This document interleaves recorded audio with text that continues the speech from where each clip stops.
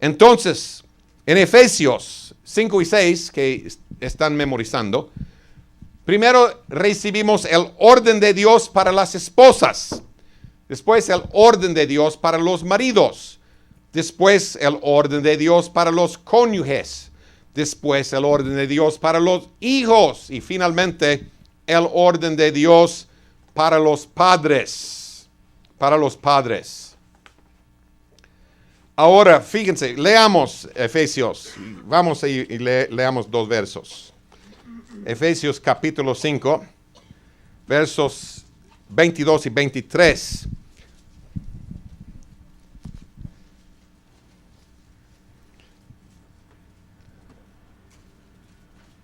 No voy a darles una introducción larga sobre la mujer, pero quiero darles una introducción que puede cambiar tu vida. En muy pocas palabras. Las casadas estén sujetas a sus propios maridos como al Señor, porque el marido es cabeza de la mujer, así como Cristo es cabeza de la iglesia, la cual es su cuerpo, y Él es su Salvador. Antes que nada, el Señor habla acerca de la mujer. Igual sucedió en Génesis 3. El Señor trató con Eva primero, antes de tratar con Adán.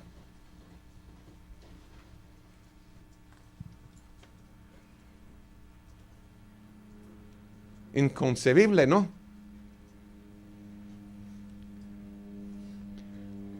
¿Por qué? Los grandes machos que somos, nos creemos sumamente importantes, como el eje, por lo menos del mundo, sino del universo. La mujer, ¿La mujer qué?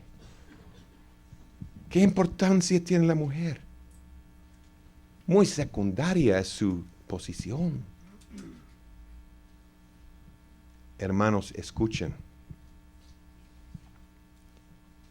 El pecado entró a la raza humana por la obra de una mujer. Eso sí es importante.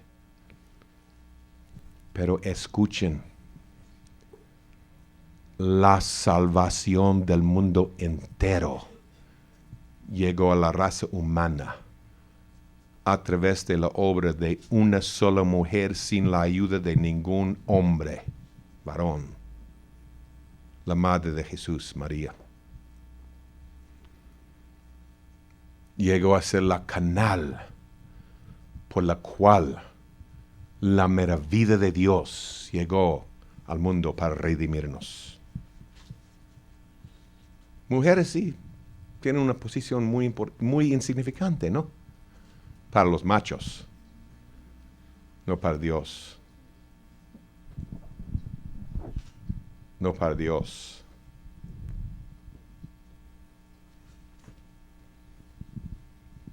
La influencia de las mujeres en esta vida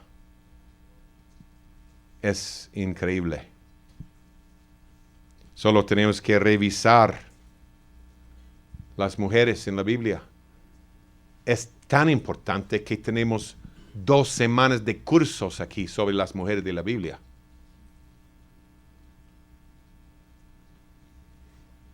Jocabed, la madre de Moisés. Imagínense. Tenía tanta influencia en su vida que para cuando tenía como 3 años y fue destetado. O sea, es más o menos el año bíblico, el año histórico, que cuando ella lo entregó a la hija de Faraón, Jocabed le había impartido una visión tan clara que él nunca la olvidó.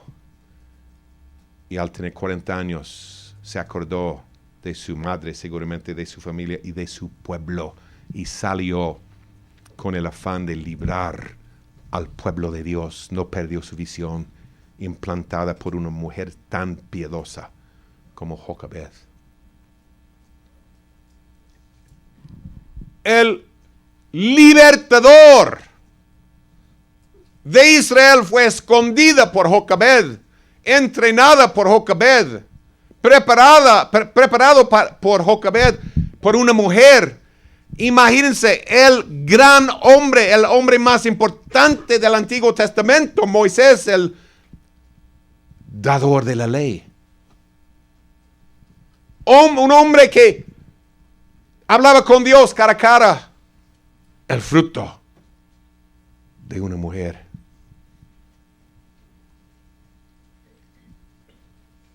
En tiempos modernos tenemos el ejemplo de la madre de Juan y Carlos Wesley, John y Charles Wesley. Dos hombres que traen avivamiento al mundo. Pero no hay duda, la historia lo hace claro, son principalmente el fruto de su madre.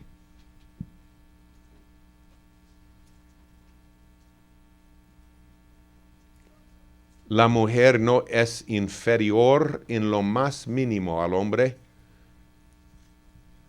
con tal que ella cumpla el llamamiento de Dios sobre su vida.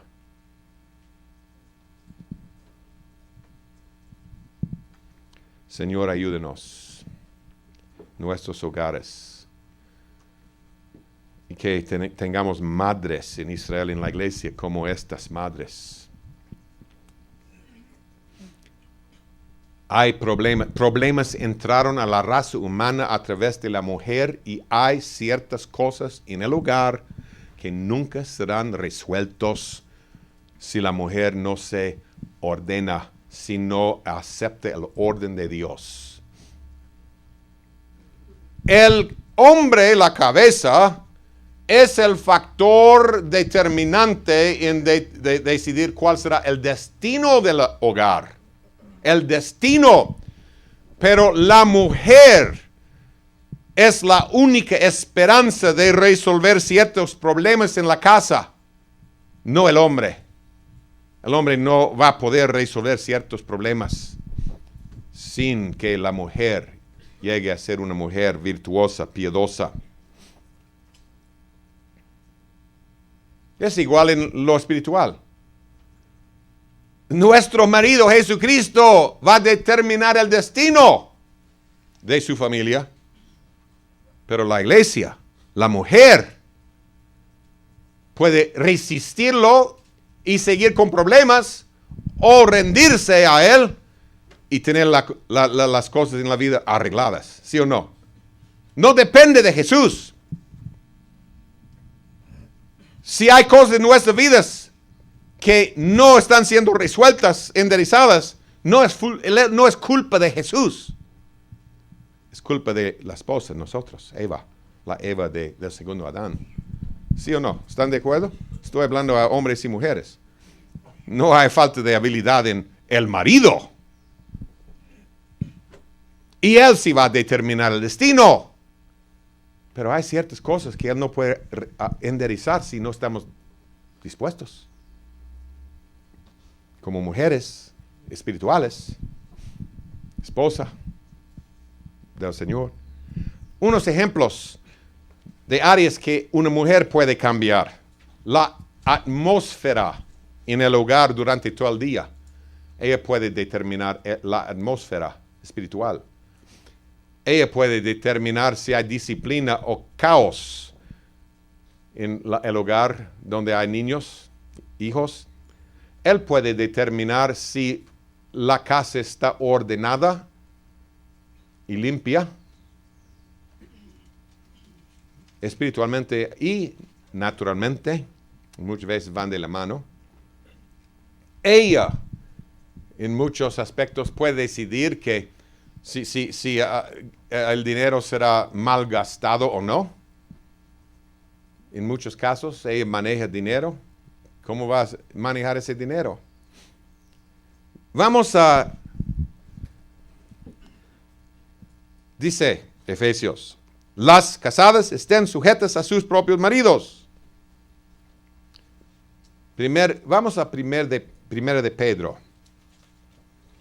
Quiero mostrarles, hermanas, algunas verdades sobre este orden, el orden de Dios para la esposa, para la mujer en la casa.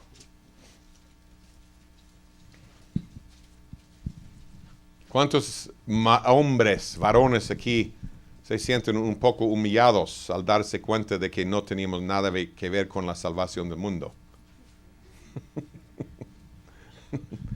¿No es humillante un poco? Tal vez debemos dejar de elevarnos tanto y pensar que somos el centro de todo el plan. No, estamos recibiendo la bendición del plan que vino a través de una mujer. El Salvador vino por ella. Bueno, 1 de Pedro 2:21. Pues para esto fuisteis llamados, porque también Cristo padeció por nosotros, dejándonos ejemplo, para que sigáis sus pisadas, el cual no hizo pecado, ni se halló engaño en su boca, quien cuando le maldecían no respondía con maldición, cuando padecía no amenazaba, sino encomendaba la causa al que juzga justamente, quien llevó él mismo nuestros pecados en su cuerpo sobre el madero, para que nosotros, estando muertos a los pecados, vivamos a la justicia, y por cuya herido fuisteis sanados. Pero, ¿cuál es el tema? Fuimos llamados a seguir sus pisadas y sufrir injustamente. ¿Sí? Como él sufrió injustamente. Hermanas, tengo malas noticias. Fíjense en la primera palabra que sigue este pasaje. ¿Cuál es la primera palabra? 3:1. Asimismo, vosotras, mujeres, estad sujetas, porque eso implica sufrimiento.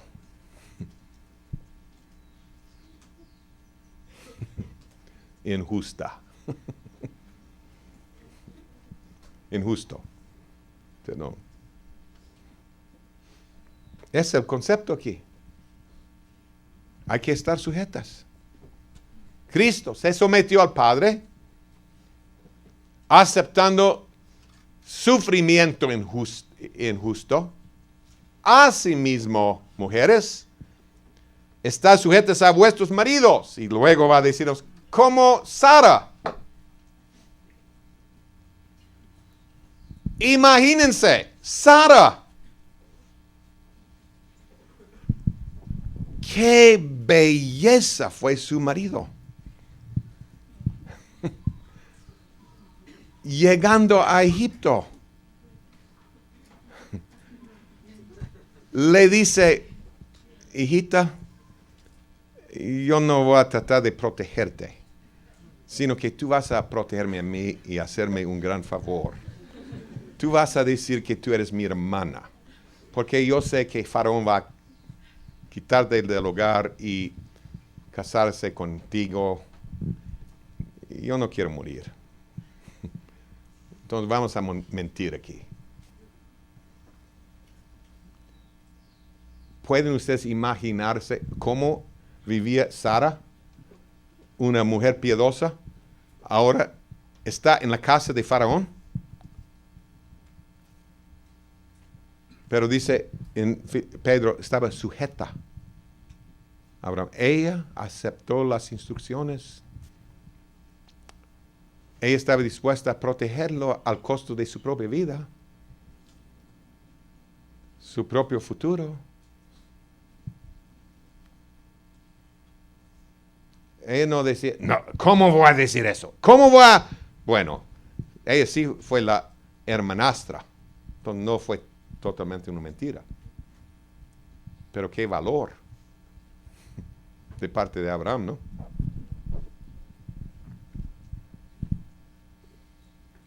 Y ella vivía en la casa de Faraón. Y Faraón sí, obviamente iba a tomarla.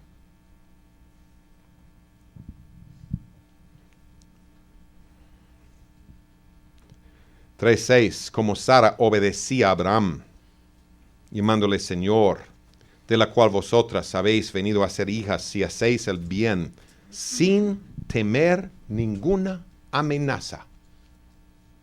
¿Cómo puedes tú, hermana, someterte a un marido tan fino como Abraham sin temer ninguna amenaza? ¿Qué piensan? ¿Por qué? ¿Cómo podía vivir así? ¿Y cómo pueden ustedes vivir, mujeres, así, con maridos tan excelentes como los graduados del instituto? Que nunca fallan y cuya doctrina es casi perfecta.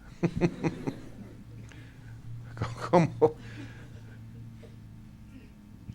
Y en eso hacen una tontería. ¿Cómo vas a poder vivir así sin tener ningún miedo? ¿Qué piensan? ¿Cuál es la clave? ¿Alguien sabe? ¿Una hermana? Eso. Confiar en el soberano del universo, que es mucho más poderoso que tu Abraham débil, tu marido. El Señor va a honrarte, protegerte, bendecirte, usarte, rescatarte, redimirte, y no necesita la ayuda de nadie. Y nadie va a poder impedir ni obstaculizar la voluntad perfecta del Señor en tu vida.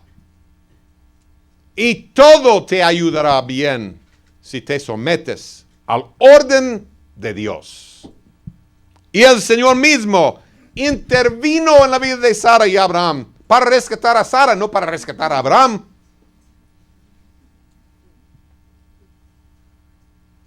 Qué lindo es el camino del Señor, amén.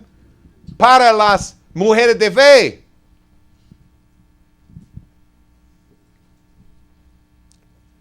Hace muchos años caminaba muy de cerca con un pastor que tenía en su iglesia una mujer que había sido cristiana dedicada por unos 25 o 30 años. No recuerdo exactamente el número, pero por ahí.